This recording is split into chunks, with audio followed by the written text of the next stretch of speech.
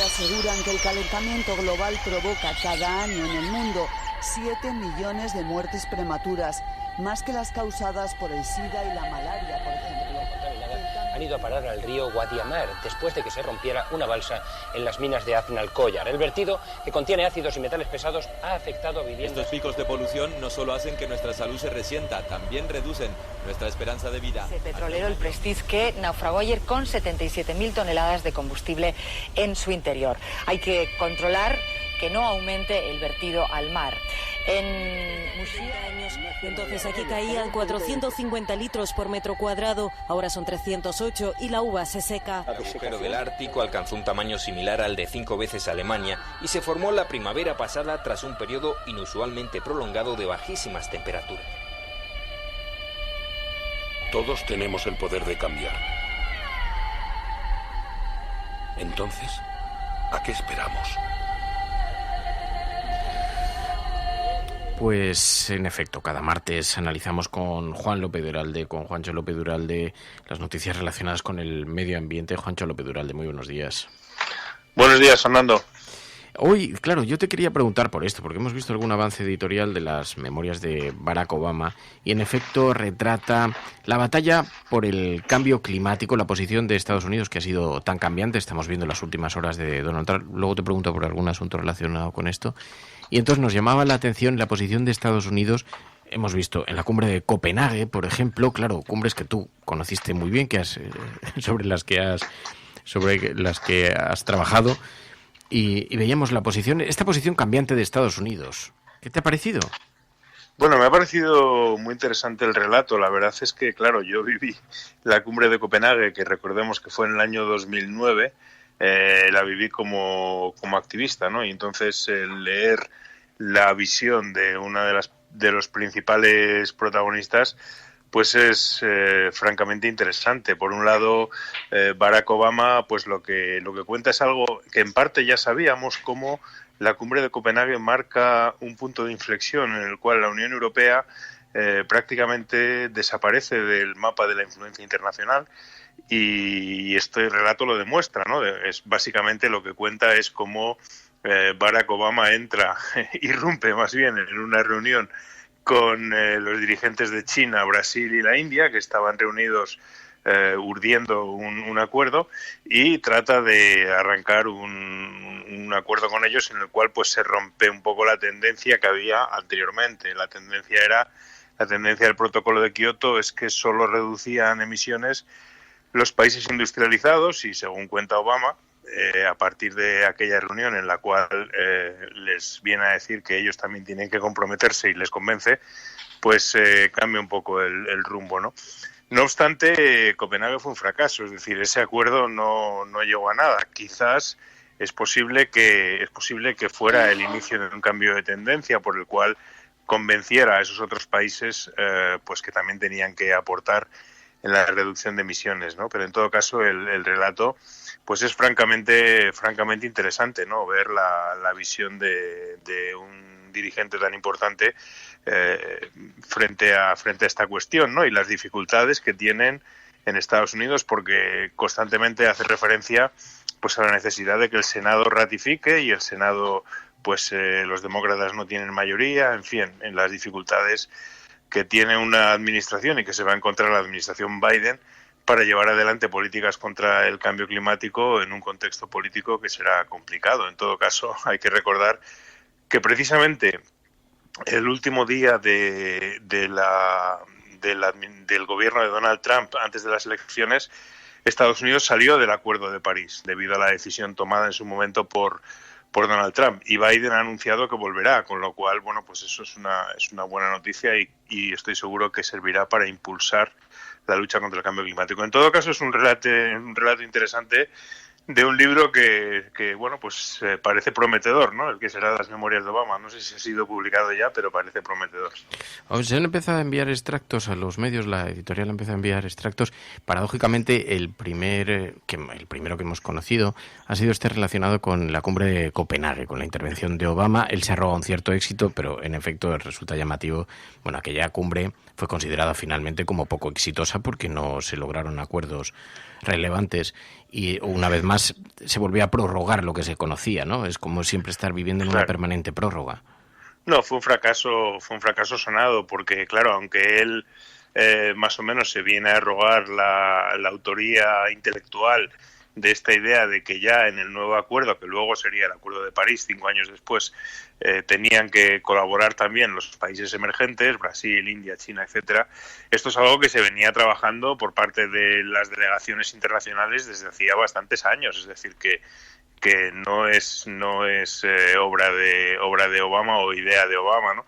Y sin embargo, en Copenhague lo que se pedía es que ese acuerdo pues fuera vinculante, además de justo y ambicioso. Sin embargo, al no ser vinculante, se quedó simplemente en un manifiesto que lógicamente no tuvo ninguna repercusión, y de hecho después de la cumbre de Copenhague, pues la lucha contra el cambio climático entró en una crisis que tardó 5 años en salir, es decir, que fue solamente 5 años después, con el Acuerdo de París, cuando de alguna manera se recupera ese acuerdo internacional para la lucha contra el cambio climático. Pero Copenhague no fue ese éxito que Obama se arroga, ni mucho menos. De hecho fue una gran decepción para todos los que estuvimos allí.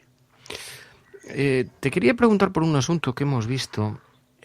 Ha sido publicado por la agencia internacional Reuters hace apenas una hora, pero la administración de Trump ha pedido a las empresas energéticas que identifiquen qué áreas específicas en el Ártico pueden ser susceptibles de ser compradas, vendidas. Entendemos que es un nuevo intento de aprovechar los recursos de explotación para el petróleo, para el gas, en estas regiones, en esa carrera que se está produciendo en algunas zonas del planeta, antes que eran completamente olvidadas por los países, pero en esta carrera que se está viviendo, Donald Trump quiere aprovechar las últimas horas. Sí, está destruyendo hasta el final, es decir, que la presidencia de Donald Trump ha sido una presidencia de manga ancha para las empresas petroleras, para las empresas de los combustibles fósiles, y de derogación y contrarreforma de leyes que defienden el medio ambiente. Y esto, pues al parecer, lo quiere llevar hasta sus últimas consecuencias y hasta sus últimos días. Entonces, efectivamente, ayer mismo abrió el libro de permisos para dar permisos a las empresas petroleras para perforar en el Ártico, en la Reserva de Vida Salvaje del Ártico, que es una zona, es un santuario de vida salvaje que está protegido por la legislación americana, pero que él aprovecha, y además con una gran polémica interna por los grupos ecologistas, etcétera, y él aprovecha estas últimas semanas que le quedan en la Casa Blanca para seguir beneficiando a la industria petrolera. En fin, nada sorprendente, y ratifica un poco ese optimismo de quienes pensamos que tiene que salir de allí cuanto antes, y que es una buenísima noticia que Donald Trump salga, ¿no? No solo por él, sino porque quizás, ojalá, sea el principio del fin del trumpismo, ¿no? Porque no sé si el trumpismo con Donald Trump podrá continuar vivo o se deshinchará como un globo. Yo espero que se deshinche, pero uno de los ejes ideológicos del trumpismo ha sido el negacionismo climático y, como digo, la contrarreforma medioambiental, es decir, destruir o eliminar las leyes que protegen el medio ambiente en sus distintos aspectos: biodiversidad, cambio climático, contaminación de aguas. Todo eso ha sufrido una enorme erosión durante el periodo de la presidencia de Donald Trump. Y es un poco el contraste entre lo que uno lee del pensamiento de Obama, aunque no lo consiguiera, pero lo que sí queda claro en el libro de Obama es cómo él tiene una voluntad y una preocupación por el clima y por el medio ambiente, que además comenta de una forma de padre preocupado, hablando con su hija sobre el futuro de los tigres y demás, muy alejada de esa sensibilidad de la frialdad negacionista de Donald Trump, desde luego. Cuenta una anécdota. En efecto, se sienta a desayunar con sus hijas y una de las hijas le reprocha, a cenar, una de las hijas le reprocha que no está haciendo nada por proteger a los tigres, y entonces, bueno, a través de la anécdota explica un poco su posición y demuestra esa sensibilidad a la que se refiere Juancho López Duralde, porque en efecto cierta sensibilidad sí mostró tener. Luego quizá lo que revela también es que los márgenes de actuación de un presidente, o tienes una osadía extraordinaria y te puedes enfrentar a todos los grandes poderes económicos en Estados Unidos, de las empresas energéticas, o tienes unos márgenes bastante limitados, pero puedes ir colocando y de forma pedagógica piedras para que con el tiempo pues esto vaya teniendo una cierta... que desde luego no es precisamente el camino por el que ha optado Donald Trump, ¿no? Oye, te quería preguntar por un artículo en Infolibre que me ha llamado la atención. Resulta que el Observatorio de la Sostenibilidad ha presentado un informe en el que han hecho un cálculo sobre el impacto que puede tener en el mercado de trabajo una revolución verde que fuera más rápida, que fuera más ambiciosa, incluso que la que plantea el gobierno. Y entonces habla Infolibre del falso dilema entre el medio ambiente y la economía, porque dice: España podría crear 1 millón de empleos en un año acelerando su Green New Deal. La única persona a la que había oído hablar antes de estas cifras y en estos términos es a ti. Bueno, yo me alegro de que por fin se ratifique un poco esta idea de que medio ambiente y economía pueden ir de la mano, es decir, que impulsando determinados sectores que además en nuestro país pues tienen un gran potencial, como son las energías renovables, como es los cambios en la movilidad, como son tantos otros sectores vinculados a la economía verde, pues se generará muchísimo más empleo. Es decir, que esto es una realidad. Hablamos muchas veces del impacto negativo que puede tener una determinada regulación en un sector, pero no se habla, por ejemplo, de la cantidad de empleos que se están creando en otros sectores. Yo, por ejemplo, el otro día hablaba con un representante de la energía solar fotovoltaica y le pregunté: ¿cuántos empleos directos creáis en España? Me dijo: en España hay 60.000 empleos directos que dependen de la energía solar fotovoltaica. Por dar un ejemplo, ¿no? Es decir, que, por ejemplo, cuando hablábamos del conflicto de la minería, se estaba hablando de 3.000 mineros, ¿no? Solo la energía solar fotovoltaica pues habla ya ha generado 60.000 empleos, y eso en cada uno de los sectores. El sector de la bicicleta, a mí me llamó mucho la atención que en la Unión Europea hay 1 millón de personas que viven directamente de la bicicleta en su sentido más amplio. Es decir, que hay enormes yacimientos de empleo en la economía verde. Esto empieza a ser reconocido, bueno, pues por informes más o menos sólidos, y esto es una buena noticia, porque realmente creo que es el camino que nuestro país tiene que transitar. Tampoco creo que debamos caer en el optimismo absoluto y pensar que la solución a todos los males, pero desde luego que puede ayudarnos a salir de la situación actual, no cabe ninguna duda. Por cierto, ayer fue el Día Universal del Orgullo Rural, que vimos a enfermero rural, a Berto Salesa, poniendo un tuit desde Aragón, felicitando: feliz Día del Orgullo Rural, decía, feliz Día de Resistencia, el Rural Pride. Y, bueno, como te he visto en las fotos estos días, que volviste a salir al campo el fin de semana, ¿no, Juancho? Sí, aproveché ya que podíamos ir a Extremadura, estuve en Extremadura, estuve en La Vera, que la verdad es que es una preciosidad. Una preciosidad, una maravilla de comarca, y bueno, disfruté mucho, sí. Ya sabes que yo siempre que puedo me voy de la ciudad, yo soy bastante rural. Habría que hacer una serie contigo de España en la mochila, una reedición.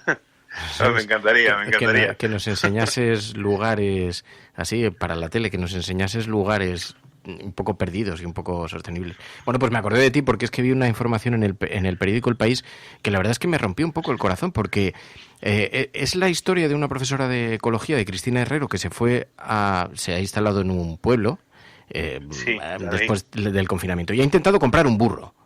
Ha intentado comprar 2 ovejas. ¿La has leído? Sí. Bueno, pues sí.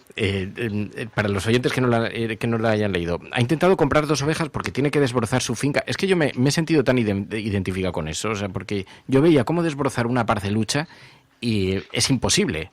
Necesitas gente que sepa hacer eso Y entonces ella intentó hacerlo de forma sostenible y trató de comprar 2 ovejas y se ha topado con la extraordinaria burocracia que hay para una persona que no tiene papeles sobre eso, que resulta que hay que tener un montón de permisos, un montón de licencias para tener 2 ovejas. Esto es un poco fuerte. Totalmente. Me pareció que es un retrato un poco que nos desconecta de la posibilidad de una cierta vida natural, ¿no? Totalmente de acuerdo, y además, bueno, yo precisamente este fin de semana, hablando con un cabrero, me contaba su frustración con el tema de la tuberculosis. Tú sabes que hay un problema, que cuando te detectan la tuberculosis matan a todas las cabras. En fin, es efectivamente, o yo lo viví en primera persona cuando con el confinamiento. Yo pedía, porque me lo pedía así mucha gente, que se consideraran el trabajo en los huertos como una razón para poder salir a cultivar el huerto, porque había mucha gente que tenía los huertos, digamos que tenía que trabajar el huerto para recoger lo que fuera, y no podía porque no era considerado como un motivo prioritario para salir, ¿no? Entonces, efectivamente, hay muchas cuestiones pequeñas. Este caso me parece que lo que apunta es a una burocracia injustificable para tener 2 ovejas que te puedan pastar la parcela y mantener la parcela, algo que por ejemplo podría ser también bastante interesante. Es bastante interesante, pues por ejemplo para los casos de los parques solares, etcétera, el tener un pequeño rebaño para mantener, en vez de tener que utilizar herbicidas o cualquier compuesto químico, pues meter algo de ganado, o para la limpieza de los montes, como este cabrero me contaba en Extremadura. En definitiva creo que efectivamente en lo que es el apoyo al pequeño productor, o al pequeño ganadero, al pequeñño agricultor que quiere tener una pequeña explotación casi de subsistencia, o pequeña comercializadora, pues es muy difícil, ¿no? Toda la legislación agrícola está enfocada al apoyo a la gran industria, a la agroquímica, y eso pues va en detrimento de estas pequeñas iniciativas que, en definitiva, efectivamente pueden ser claves para esa repoblación del mundo rural de la que tanto hablamos, ¿no? Esa repoblación de la España vaciada. Así que debería simplificarse muchísimo este tipo de iniciativas para poder desarrollarlas, porque son iniciativas que pueden tener éxito en lo que significa pues el mantener a gente en el mundo rural, ¿no? Claro, porque ella lo atribuía a las dificultades que hay burocráticas para acceder a los fondos europeos, etcétera, imposiciones que vienen, bueno, determinadas por otras razones que tienen más que ver con con razones de colaboración europea que con asuntos de practicidad lógica, ¿no? Bueno, fundamentalmente lo que quería era que le permitiera tener un par de ovejas en su parcela, ¿no? Y esto era lo que no conseguía, porque tenía que tener una licencia como de ganadera, y para tener la licencia de ganadera tenía que demostrar, en fin, era una cosa un poco de vuelva usted mañana, casi parecía un cuento de Larra, ¿no? El relato, y creo que efectivamente en pleno siglo XXI, y digamos en esta época que debería ser de transformación, pues todas esas trabas burocráticas deberían eliminarse, ¿no? Es verdad que detrás de ello lo que hay es una preocupación por la sanidad, ¿no? En el sentido de que bueno, pues que todo esto tiene que estar controlado para que no se transmitan enfermedades y demás, pero de alguna manera tiene que facilitarse para que la gente pueda tener una vida en el campo sin necesidad de ser un gran productor, ¿no? Es decir, toda la vida en el campo, pues la gente ha tenido sus gallinas, sus ovejas, su cerdo, etcétera, etcétera. Eso es la tradición rural, y no se debería perder. Sí, a mí me resulta, no sé, como María Galería está empeñada en que tengamos una oveja, y digo, ya no tengamos que tener el título de instalación ganadera para esto, pero es verdad, hay burocracias, hay cosas muy complicadas, ya hablaremos un día, porque incluso hasta para las placas solares, hasta para un montón de cosas, entiendo que tiene que existir unos mínimos controles y unas mínimas cosas, pero es verdad que se complica todo muchísimo en el mundo rural. Pero dile a María que el otro día el cabrero me decía que es mucho más interesante tener una cabra. Pero igual habrá que tener lo mismo, ¿no? Es una cabra, no, me refiero como animal, que sí. Una oveja es mucho menos leal que una cabra. ¿En serio? Es lo que me decía un cabrero. Sí, que la oveja va mucho a su rollo y tal. La oveja es un poco gato, y la cabra un poco perro. En esta casa somos un poco de gatos, ¿eh? Bueno, hay de todo, de todo, porque también hay una rama de perros, pero bueno. Bueno, ya hablaremos, a ver si pasamos un día por el campo, a ver si nos damos un paseo, Juancho, a ver si me llevas a conocer sitios chulos. Cuídate mucho. Gracias, Juancho. Un abrazo muy fuerte, cuídate. Bueno, seguimos aquí en La Cafetera.